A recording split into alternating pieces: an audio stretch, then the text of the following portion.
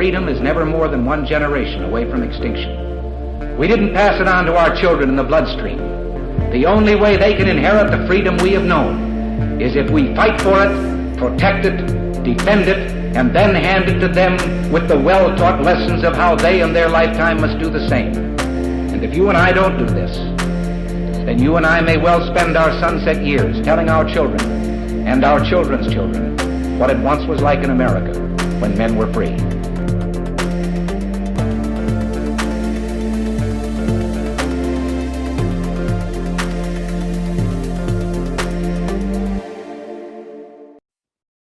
Hey everybody, welcome to episode number 388 of Gun Freedom Radio, where we engage, we educate, and we inform. We are brought to you by azfirearmsauctions.com, where you set the price on guns, ammo, and accessories. I am one of your hosts, Cheryl Todd. And I'm the other guy, Dan Todd. Our theme today is citizen leadership, and our guest is Eli Crane. Eli is a former Navy SEAL and is running for elected office as a Congressional U.S. House of Representatives in AZ2 to unseat Democrat Representative Tom O'Halloran. Eli is an American First candidate who is pro-life, pro-Second Amendment, and has the courage to take a stand against cancel culture and the radical left. Eli is a husband, a father, a veteran, an entrepreneur, and a man of faith. Welcome back to the show, Eli. Thanks for having me, guys. I appreciate it. Absolutely. So we had you on when your race was, young and fresh and still wet behind the ears. And now you won your primary, which is no easy feat, right?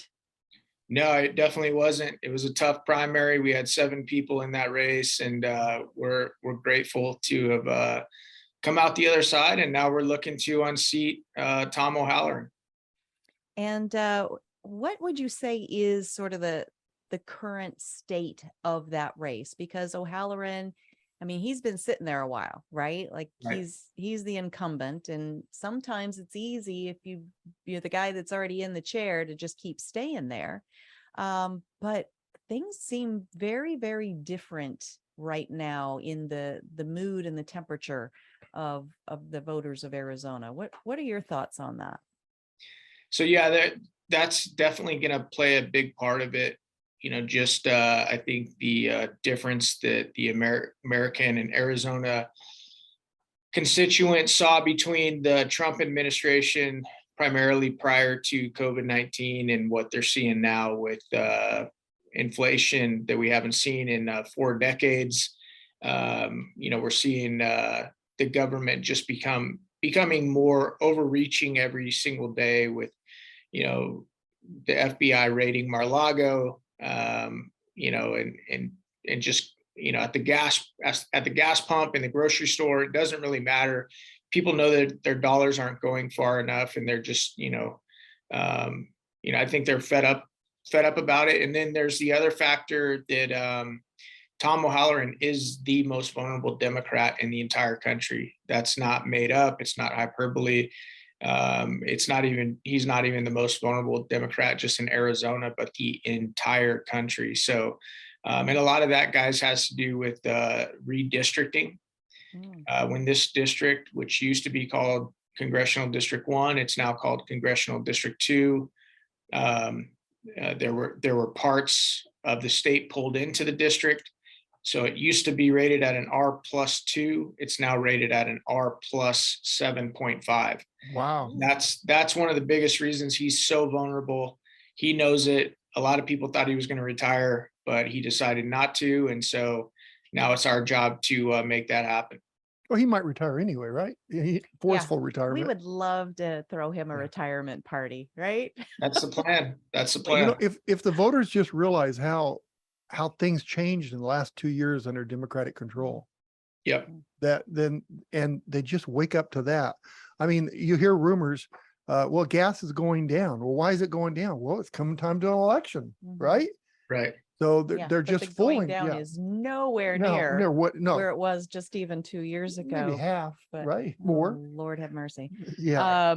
So when you talk about the redistricting, and we are talking about, you are running for an office at the federal level, Yep. but to represent a state. What area of Arizona are you talking about that you would represent again at the federal level? Yeah, so it's the very large rural district in Arizona. So for those of you that know Arizona well, it's basically Flagstaff, Sedona, Prescott, Pine Top, Show Low, the Grand Canyon, all the way up to the Four Corners. It even comes down the New Mexico border, down south of Phoenix into Pinal County. You have Florence in it as well. So it's this massive rural district. It's got so much beauty in it, a lot of natural resources in it, and it's just a gorgeous district, but it's massive, so it takes a lot of time to drive, travel around. We've done a lot of windshield time, as we call it, and it's going to definitely take somebody who's willing to hustle to represent this district.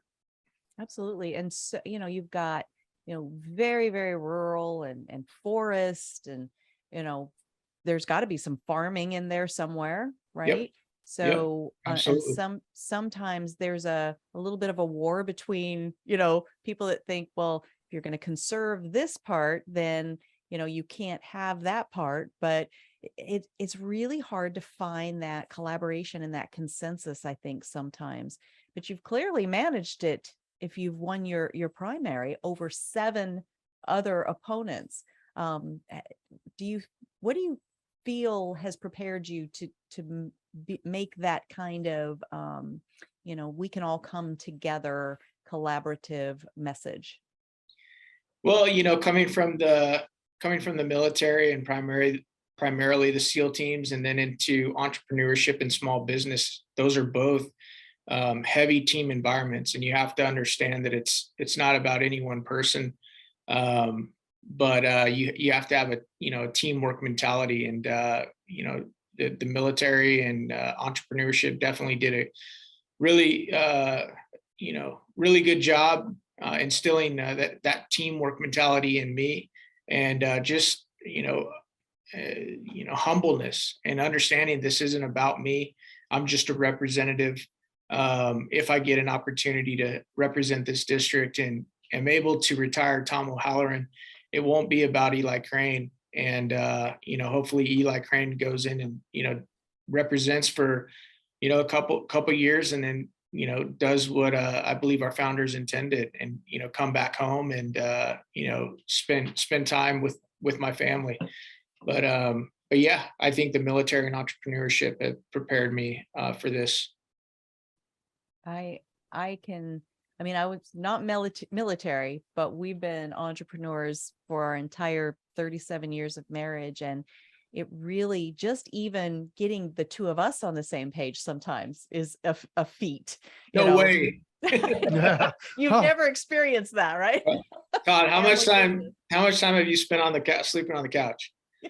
I haven't. We've been married 37 years, and you got it right. We've been self-employed, so really that's 74 years. Yeah, that's what we like to say. We should double, because we live and breathe it. And my daughter's involved too, and it is a team thing. It's not about me and her or my daughter, so it's about all of us. So it's so true. And growing, the brand, and the reason to grow the brand is to serve people, right? And so that has got to be such a core value that you and your family are tapping into, because when one person serves in the military, or one person is now getting ready to serve in this realm, this snake pit of a realm, politics, it takes the whole family, doesn't it?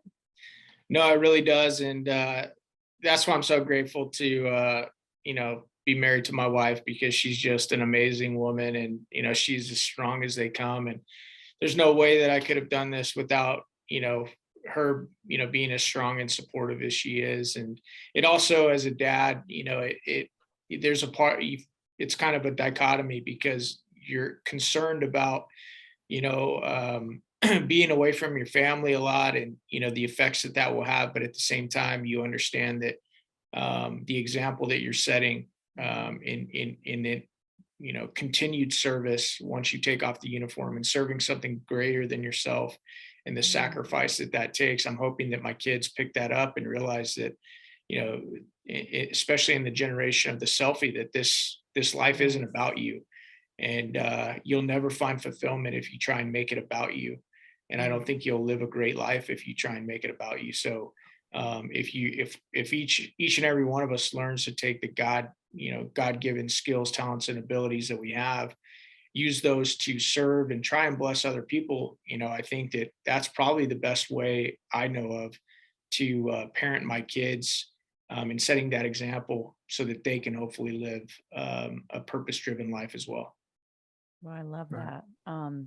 So when I think about, everything that we do or don't do in our lifetime will have reverberating impact on our kids and our grandkids.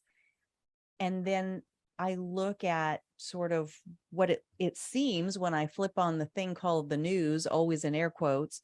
It seems like the state of our world, the state of our nation is a mess. I don't know who couldn't want to step forward right now and try to make it better. But, we've got the inflation we've talked about. We've got a porous border. There's so many issues. We can't even figure out what pronouns to use. We didn't even know what pronouns were growing up. And now, you know what I mean? I failed that on my English test every time. And now I've got to learn it in the fast lane. But it seems to me that it can't be all bad news. If the bad news helps compel people to get involved, then I guess we can use that. But there also has to be a glimmer of light out there somewhere, don't you think? Yeah, I do. And I think that, you're kind of leading into it. And that I think the glimmer of hope and light there is that I think a lot of people are waking up. As human beings, we can only take so much insanity before we start to, start asking questions like, why have things gotten so bad so quickly? And how did this happen? And so that's one of the glimmer of hopes that I've seen is in just watching people that I never thought, including myself, try and insert themselves into the mix and run for, public office or school board or PC committeeman or whatever it is. People just understand that, we can't just sit back and watch anymore. We're going to continue to see more of the insanity that we see every day. And so I think that's the glimmer of hope, because when you look back at the founding of our country, our founding fathers, they could have done what, conquering humans have done since the beginning of time. And they could have given themselves the reins and the power. And they didn't. They actually wanted a limited government, and our framing documents resemble that. But the dichotomy of that is that if you have a government and a country that's of, by, and for the people, when those people are checked out and not engaged, it does create a vacuum. And right now that vacuum is being filled by what it almost always gets filled by in this wicked, broken world. And that's greed, corruption, power hungry, men and women who will basically do anything, necessary to achieve the end game. And right now that's being filled with, in my opinion, socialism, communism, Marxism. And that's hard for Americans to even wrap their heads around. I mean, I don't think most Americans even want to hear it when people say that. But if you actually study history and you study, those three that I mentioned, that's exactly what's going on. And it's largely because we've been complacent, passive. We haven't been engaged, in our government. Well, Eli, they haven't taught us that in school. They quit teaching that. We see that the government is giving all this free stuff to people. They're taking the money from the hardworking people and giving it to people that don't do anything. We're having 87,000 new IRS agents coming in. We've got the raid on Largo. All these things are uncontrollable, big government trying to take over. And I think people are waking up. I think that the people are saying, wait a minute, my free phone's not worth that, you know? And I think we're going to see some changes and people are speaking up. And I hope it's going to be enough that we can save this country because it's a mess. Well, we've mentioned a couple of times the raid on Mar-a-Lago, the home of former President Trump. I can look at that in a bunch of different ways. In some ways, it almost just feels like a flex, you know, kind of like, well, look, if we can do this to a former president, Yeah. What hope do you have, mom and pop America? Right. But what is your take? Because you also have sort of that strategic military mindset and background. What is your opinion about all that? Yeah, I think it was a two-part maneuver. One, to your point, Cheryl, it was a flex, and I think it was intended to send a message to anybody and everybody out there that, you know, might be willing to try and drain the swamp or even, you know, thwart the agenda of the, you know, of these radicals. You know, and I think the other thing too was it was intended to try and you know, Jack Posobiec called it a preemptive coup, basically to try and stop President Trump from running again in 2024. And we all know that they've wanted that. We all know that they're scared to death of President Trump. They don't want him to run again. They want him to be gone.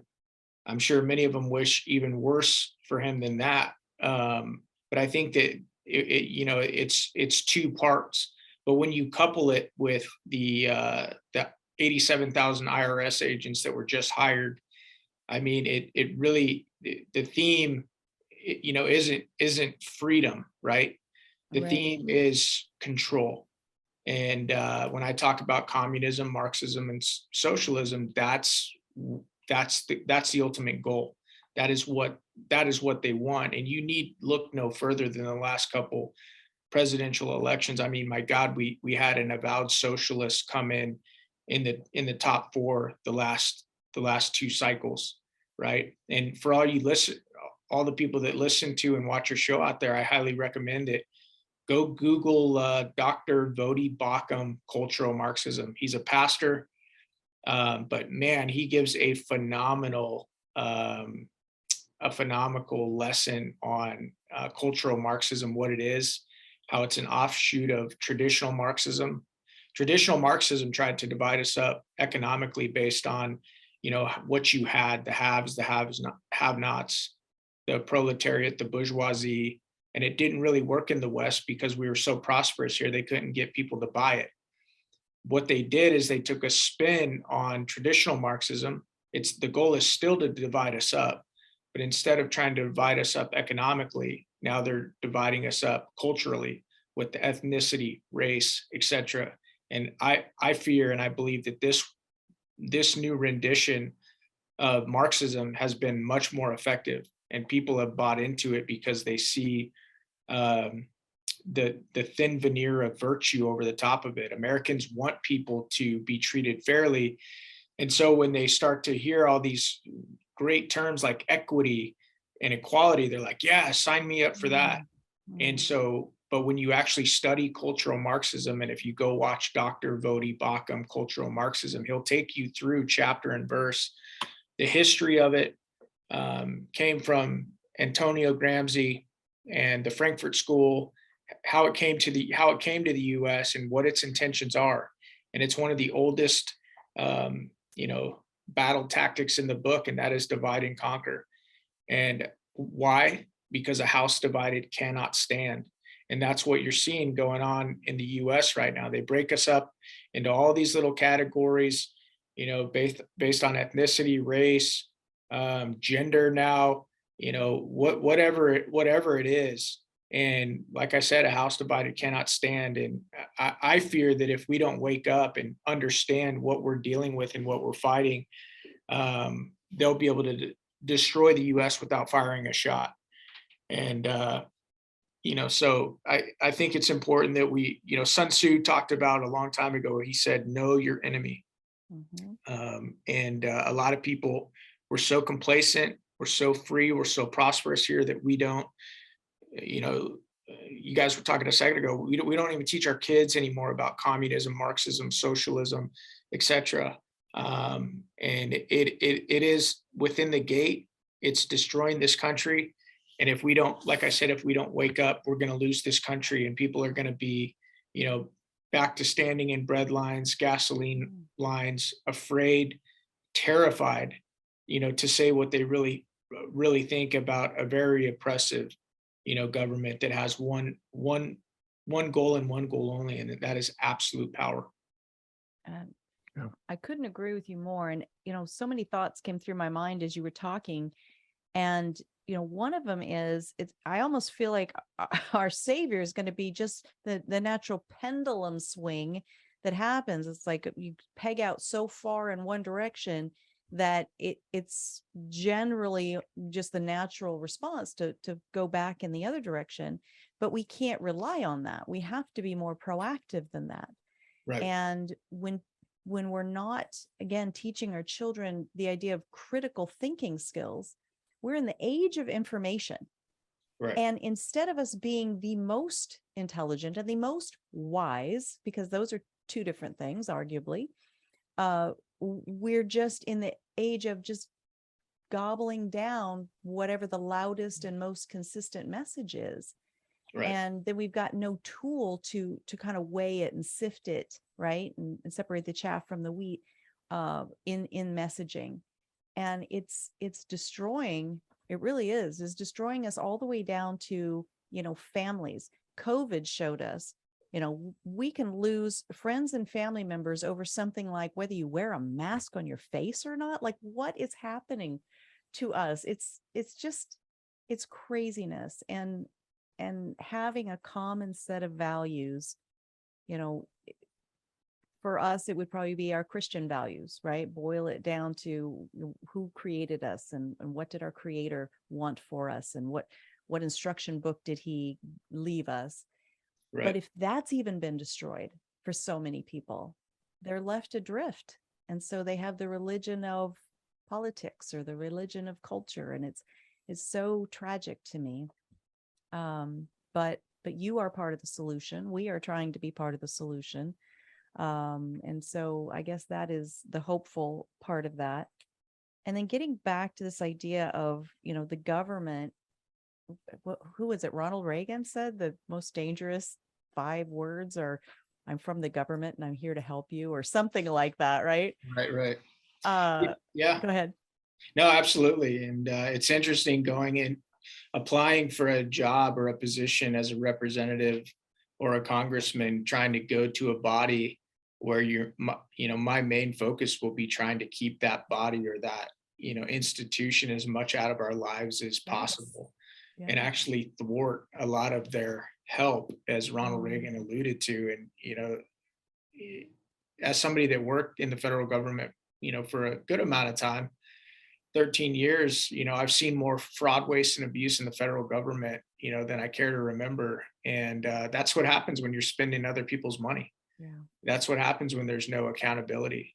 Yeah. I remember when there were times when I was in the military where, some of our leadership would run in, to the office and be like, hey, give me a list of, 20 things that you guys want, because we haven't spent all of our budget.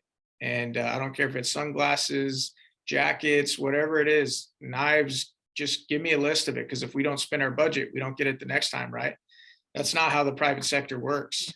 No, I wish it did. Right. When you're spending your own money, you don't behave that way. But when you're spending other people's money, and that's why socialism and these other programs, these other government programs that I keep going back to and talking about, it's one of the reasons they're so destructive.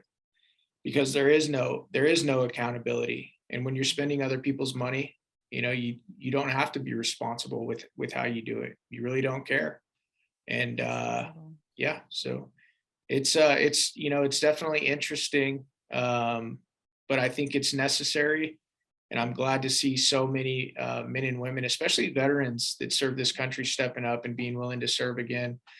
Because, I tell people, just because you were a veteran or served in the military, I don't think that that means you're going to be a great congressman or a great leader or anything like that. But I do like to tell people that if at one point in your life you were willing to die for it, that's usually a pretty good start.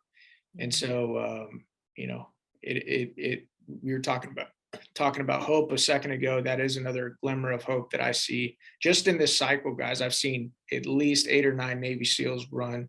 That's never happened before. I've seen at least that many Green Berets run, and Air Force guys and Marines and soldiers, and just people coming out of the woodwork.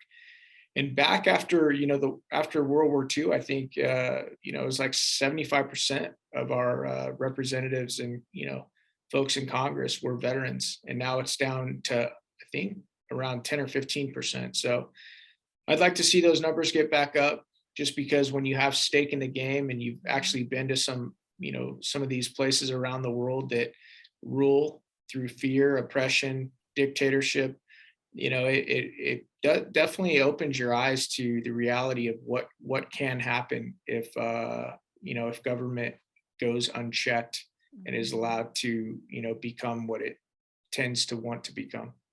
So what he's saying is, when you fight for freedom, you know what freedom really is, right? I like that. That's right. Yeah. So Well, and the idea of having so many, SEALs running, as you say, it's like, the idea that the general public, I think, has is that there's that, real true grit, never quit kind of mentality. And if it's focused on preserving the Constitution and individual liberties, then holy cow, yes, please, more. We want more people like that running, because so often it seems like people go into politics at whatever level, but definitely at the federal level, and then it just all becomes about compromise. And so we do have to collaborate, right? Right. And so there's a degree of being able to find middle ground, which can be the word compromise. But I do think that when you've got your mission minded focus, that you're going to move the needle more towards the Constitution rather than capitulation. Does that Yeah, kind of absolutely. resonate? Absolutely. Yeah. And but so I just want to say, Eli, we have a lot of people that are running the Arizona right now that don't believe in all of our rights. And I just encourage you. I'm looking at a post over here of Winston Churchill, and it says, "Never give in." Please never give in when people are trying to take our rights away from us, whether they're in the Arizona or U.S. Please. No, I hear you, brother, and that's actually the number one responsibility of the government, is to protect our unalienable God-given rights. And so I hear you loud and clear on that, and that is definitely something that I'm going to put at the bedrock of my mission. Awesome. Thank you. And I do want to, just before we run out of time here, come back to that idea of, government is supposed to protect and preserve. Everybody takes that is, elected into a position of authority, takes an oath to protect and preserve and defend our Constitution, our Bill of Rights. But government right now looks like it is just protecting itself against the citizenry. And part of that image is all of a sudden, out of nowhere, in the middle of a recession, in the middle of our borders being stormed by people, however you want to define that. Some people say it's an invasion, some people say it's a humanitarian need or something of that effect. In the middle of all that, we end up with 87,000 or whatever the number is, IRS agents. Yep. And they want to arm the IRS agents. Well, Yep. we're for self-defense. So, we can't really argue with the fact that, okay, if they want to be armed, we can't argue with that. But we do question, well, what about the enactment of your job as an IRS agent is, Why is that a key focus of it? And what are all these 87,000 agents setting out to do? What do you suppose they're going to be doing? Well, my opponent in this race, Tom O'Halloran, did an interview last week, and he supported this in the last spending bill that came through. I think it was called the Inflation Reduction Act, and which That's is a cute name. ironic. Which is ironic because it's actually going to pour gasoline on inflation because we continue to print money that we don't have. But it was interesting that he talked about why this was important to have a full football stadium of new IRS agents. By the way, for your listeners out there, that actually doubles the amount of IRS agents. Okay, so we're not talking about we increased IRS agents by 10%. That doubled the amount of IRS agents. So to give you an idea of what it's all about, Tom O'Halloran said, the reason we needed this many, more IRS agents because we needed more revenue streams. Think about that for a second. Is that what we feel like is missing from our government? They need more revenue streams. They need more of our money.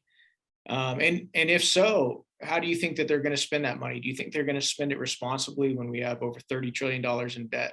And so those are the questions that, I want people to ask themselves. And if you all, because I'm big on freedom, I'm big on people getting to choose what they want. If that's what you guys want, if you want more audits, if you want the government to have more revenue streams, i.e. more of your money, and then you think that they're going to do a good job of spending it, then by all means keep voting for these Democrats. Because one thing I'll tell you about Democrats, whether it's Tom O'Halloran or AOC, for the most part, they vote in lockstep. They move in lockstep. Mm-hmm. Tom O'Halloran, he's not really that radical of a guy. He's not like AOC, but he votes with Nancy Pelosi 100% of the time. Ooh, you said that word. I know. Is that a bad word? Is that a lot on your show? Oh my gosh. Oh, it's allowed, but he's always going to react that way. Yeah, and he votes with Nancy. He votes with AOC 94% of the time. So they just vote in lockstep, and that's one thing that they're good at doing. They're good at moving in unison and in lockstep, which enables them to get a lot of this stuff done. But on the other side of the house, when you look at Republicans and conservatives, we have factions within our party, and it's much more based on principle than doing what you're told. Yeah. And so, that's a dichotomy of itself. We don't get as much done, but at the same time, you have people and leaders and elected officials making their choices based more on principle and what agenda they believe in. And for myself, I'm an America First candidate. And that means that I put that America First lens in front of everything I look at, whether it's sending foreign aid to Ukraine, whether it's looking at our southern border, whether it's energy independence, or whether it's supporting law enforcement. I always ask myself, what's best for America? What's best for American citizens? And I think that's where the momentum of the party is right now. But we still are a minority, within our own party. And I'm hoping to head to the Freedom Caucus and come along individuals like Jim Jordan, Andy Biggs, Paul Gosar, Marjorie Taylor Greene, and others. And because I believe that they're the most proactive caucus on the House. I believe they do the best job in really promoting the America First agenda. And so it's going to be interesting to see what happens, but I'm hopeful that, with enough prayer and trying to bring God back into the institutions that we have fought so hard to push him out of, and people waking up and realizing we are definitely headed in a very dangerous direction, I'm hopeful that we can turn this thing around. Awesome. Me too. I really do. I feel like we are on the right path to do that. And, maybe these 87,000 IRS agents are going to audit the federal government. I mean, maybe. No, you don't think? Okay, never mind. Well, Eli, during the Obama administration with Biden, the IRS were real heavy and we got audited in our gun shop. We Yep. gave a donation to our church, which was a substantial donation, and then the gun shop. So we got audited a year and almost 6 months it took for the audit, and they end up having to give me money back. But it cost me $30,000 in fees to fight it.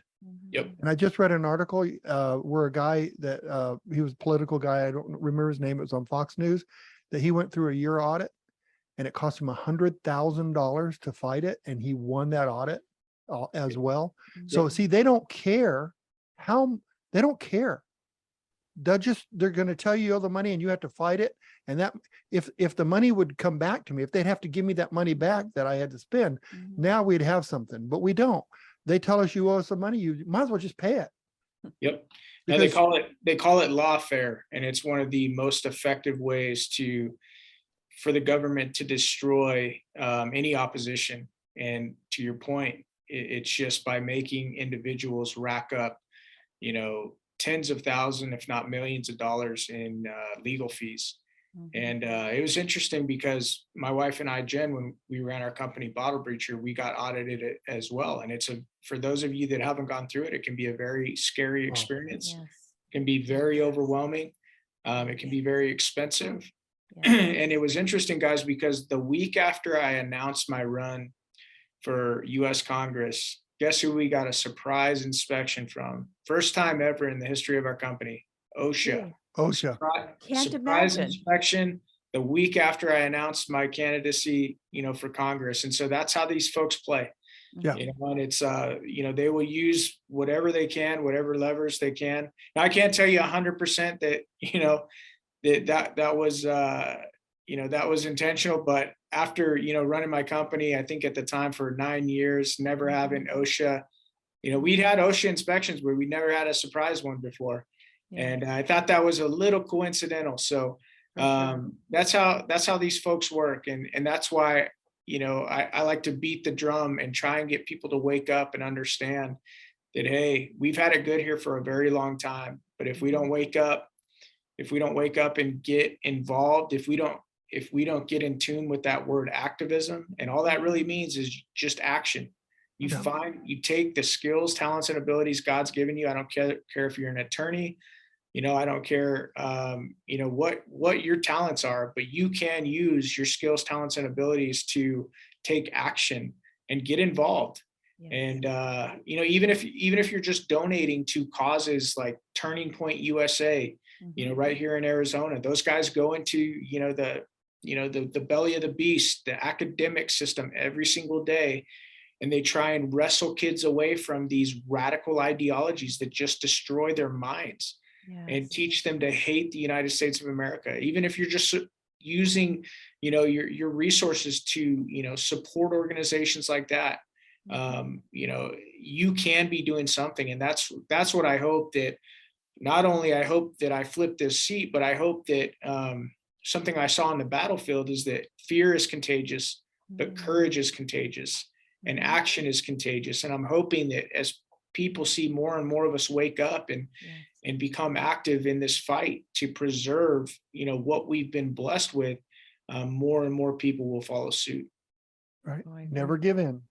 Yes, exactly. From your lips to God's ears. I love all of that. Yeah. Well, as we start wrapping up, tell folks how they can help with your campaign, because campaigns don't just happen on their own, right? It takes manpower, it takes dollars, donations of time, energy, money. Tell folks how they can reach out and help.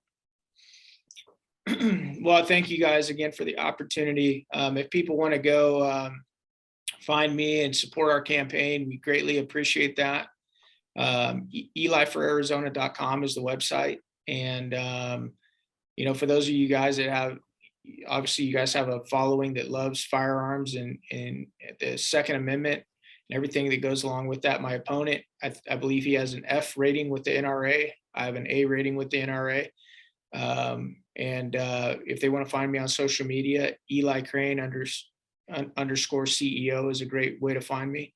And yeah, thanks again, guys. I really appreciate it. Boy, absolutely. Thank you for all that you've done and all that you're doing. Thank your family for us as well. And best of luck with your continued campaign, and God bless. God bless you guys. Thank you. Bye-bye. Thank you. Bye-bye.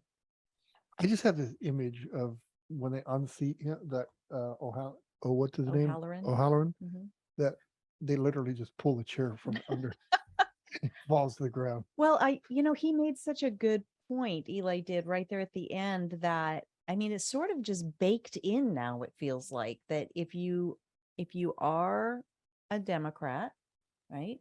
Maybe not our neighbors, right? Or our friends who are Democrats, but if you are part of the political party and the political machine, if you are a Democrat, then you are going to be in lockstep.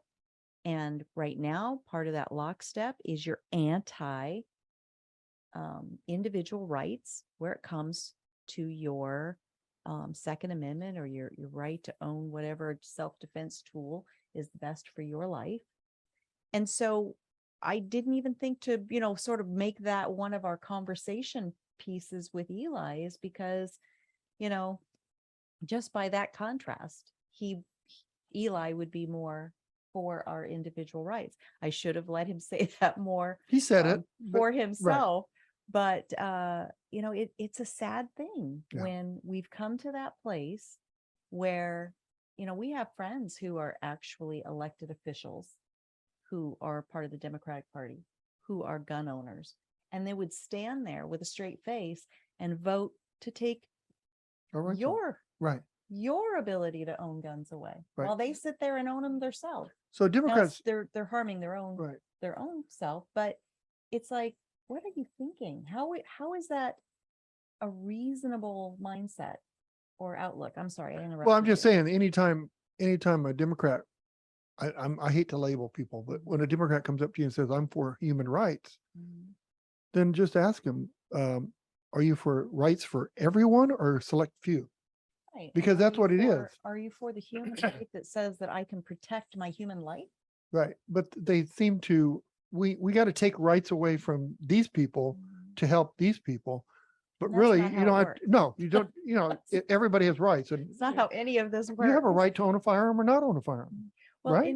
yes. And so recently, in New York, right after the Supreme Court ruled on the Bruin case that said, that, the Second Amendment really is what it says it is. So New York politicians, jumped up, and instead of saying, well, okay, that's the way it is, we all have the right to keep and bear arms and take them out with us, right? They said that ruling, which actually, expanded rights, Mhm. said that it was taking rights away. So what right is it taking away? Well, first of all, we have to understand what a right is, and before we can even understand their sentence. But what they're saying is, somebody's idea of feeling safe, that I restricted you from owning and carrying a gun, somehow that's become a right, my feeling about being safe, and that was taken from me because the Supreme Right. Court supported our Bill of Rights. Right. that That's what I people say. They fought, take bled, away one starved, and right, they died take to it from secure. some to give to others. It's the most Doesn't work. insane twisting of logic. Yeah, I'm so glad you mentioned New York. Oh, I'm sure you are, right? So New York has just saved, the world is safe now. Is New it? York City, New York is safe. Oh, well, thank goodness. Because a year Whew. ago, a little over a year ago, they made a law that says that you can't have, you can't buy Miracle Whip in a can, a spray can, I'm sorry, what? unless you're 21. I'm sorry, what? Whipped Yeah, cream? a year ago, they made this law. You couldn't buy whipped cream in a can. Not spray paint. No, whipped cream Okay, whipped cream. until you're 21 years old. Okay. Okay. So you have to prove that you're 21. Well, they're enforcing it now. So this is a top priority. You are punking me right No, now. I'm not. It's a top You are priority. making this It's a up. top priority. If you are a retail store and you sell somebody You have to whipped be cream in a carded can, to buy whipped cream. if you sell somebody whipped cream in a can under 21, you could be fined, I think $750, something like that, and could be prosecuted. No. Yeah. So next time I go to New York, I think I'm going to take a bunch of cans of Miracle Whip and sell it on the side of the street. The black For- market the black market. for whipped cream. Whipped cream, guys, whipped cream. So we're safe now. You I have mean, to be carded to buy whipped cream. Yes, You are you not do. Yeah, joking. no, you have to be carded by whipped cream. Yeah. So if it's in a spray can, because they use the gas that's in the can to inhale it, and so they're going to take our They rights. do. They're going to protect us by taking our rights away from us. You got to be 21. Now I understand that Miracle Whip is not in the Constitution. Stop it. There is no I'm not having this 18th conversation. Amendment that says that Miracle Whip shall be allowed. Okay, New York. Glad you got Well, I your just want to tell you priorities this. straight. When I go to New York, you have to pry it out of my dead cold hands. Your whipped My cream. whipped cream. Oh my gosh, I can't. I cannot. Whipped cream. You've done the impossible. You've stolen my words. I am speechless. But now we can go to New York safe. Yes. But if you Now want we to have can go. dessert, you might have a problem. Right. I mean, we're over. I I think. mean, I'm you over still can't 21. ride the subways, but Well, maybe. we've solved the What if you carry whipped whipped cream with you? No, I don't even know what to say about this because I feel like at some level you're going to say gotcha. I'm kidding. No, I'm not. And so a cop pulls you over and says, "You have any firearms in the car?" No. Whipped cream. Let me see your license. You're just 18. You're in possession of Whipped cream. whipped cream. You are going to jail, son. Yeah. Oh my seriously. gosh, I Okay, can't. okay, All right, so we got to move on. let's whip that out. Nice. All right. Well, thank you to our amazing Yes. guest, Eli Crane. I am just so excited about watching his Yes. campaign and watching how he is, we've called this episode Citizen Leadership. And that is what it takes. Yeah. People that, he got out of the military. He could have just been a business owner. Well, there's no such thing as just a business owner, right? But it does take individual citizens stepping up, standing up, speaking out, serving at that level. It's a lot of work, a lot of energy. But that is how our nation was even Right. founded. It was shopkeepers and farmers that stood up against the most powerful military force of the time and said, yeah, no, we're saying no to you taking our guns. And that was at Yeah. Lexington and Concord. And we just decided to take a stand and have a voice. And we need to tap back into that lineage, that energy, those values. Right. But it's really sad. Mm. Eli, fought overseas for our freedom, for our rights. Mhm. Come home Mhm. and you have to fight for our freedom and rights in our own homeland. Isn't that? Well, But you have to fight for them. yes, understood. But there was only one promise that our founders made us. Do you remember what Made that her? is? What? Maters. But Only one promise that our founders made us, that it would require eternal vigilance. yes, Eternal vigilance, no naps, no time off. And the other side that wants to rule us and take away all of our rights, they definitely understand that. Yeah. They have eternal energy and resources, it seems like. And so we have to have vigilance. We have to be in the Yep, game. We have to we do. have our mind and our values and our energy all aligned. it's a shame because people are flocking to this country for freedom, Yes. but then they're voting for non-freedom issues. Well, we don't know who's voting. Well, for we know that, there are but some. Definitely. Obviously, there's some people. Yeah. But it because might we not have be the people- that right. that Right. fled and flocked here. Yeah. But at any rate, there are too many people voting for the wrong things. Like, Yeah. go somewhere else that it's already like that. Why change And us? why can't dead people realize that freedom's so important when they vote? Why can't they realize that? No. I mean, I think don't about it. Think of all the dead The people that deceased vote. caucus Yes, is that vote right now. is strong. How do we reach them and tell them, you know what, our freedoms are still needed here, folks. Even though you're dead and you're voting. I don't know. We need a Madame Lolita, isn't that her name in Haunted Mansion?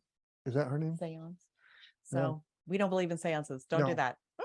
I don't even like to talk about that. No. All right. So I was thanking our amazing guest. I'm thanking our awesome listeners and viewers. Thank you so much for taking these messages, because we are talking to somebody in Arizona about running in Arizona, about, mostly Arizona issues, but what impacts one state definitely ends up You confusing impacting me. other states. You said we talked about mostly Arizona issues today. No, we talked about issues that are all across the United States right now. We all have the same issues. I like that. We Good all job. need freedom. And so Need to if be you're able to in buy our whipped cream if you're in without an California, ID. right? And you know, if you're trying to buy whipped cream in New York and you can vote, but you can't buy whipped cream, there's a problem, right? So you can be 18 and vote in New York, but you can't go in and buy. Don't buy whipped cream. You can't buy Don't whipped even cream. try There it. needs to be a shirt for that. Don't Somebody needs it. even. Right. I'm gonna have But to look anyway, that up because so no. so somebody wrote that down on paper, got consensus. It went to committee. Yeah. It went to the vote. No. but anyway, No. our problems that we have here in Arizona are all over the country, guys. Yes, And we need people like Eli everywhere we do. to Absolutely. help keep our rights. So Absolutely. All right. Well, if you want to watch this video over again or any of our videos, please go to YouTube page, GunStreamer page, or the OpsLens smartphone app. When you go to these places, please click subscribe, but not just that. Click the notifications button, because then as soon as we put up new content, you get that fun little ding in your phone. And aren't we just all like addicted oh, to that, right? That notification, like something new has happened in my world. I can't wait to see it. And if you want to, you're a little too excited about that little ding. if you want to listen to the audio only version of our show because you're cleaning the house or out for a long walk or bike ride, Or you don't want to look at me. whatever, please go to our website, which is GunFreedomRadio.com. You click on the Dan, anyway, Click on the Dan. click on the on-demand tab. And then what do? Yeah, binge listens to your heart's content, darling. Beautifully said. And if you want to see the photos and bios of all of the guests, my. we've all the way back to our very first guest ever. Oh, that would be Ken Blanchard, Yes, it would. the black man with the gun. Yes, he wrote that book. It's on the shelf behind us somewhere. And we haven't talked to Ken in way too long. We need to reach back out to him, Yes. find out what's been going on in his world. But yeah, so our guest file goes all the way back to the beginning. And it is a wonderful resource. Please use it. Also, 2016. well, that was David Cole. Mhm. That wasn't Ken Blanchard. But anyway, what are we going to do until next time, Dan? We're going to pray for this nation. We are going to pray for our leaders. All of them? All of them, Dan. Even that one? Even that one you don't like. Maybe especially the ones you don't like. Right? You look dubious. All right. I Well, just think about until brushing my teeth real quick. and because you said, Because I was going to say Nancy Bolton. now you said it. Oh. All right. We've got to get out of here. All right. Until next time, be good to each other. Have a great week. Even to the ones you don't like. Even if you don't. And Bye-bye. God bless. Bye-bye. Bye-bye.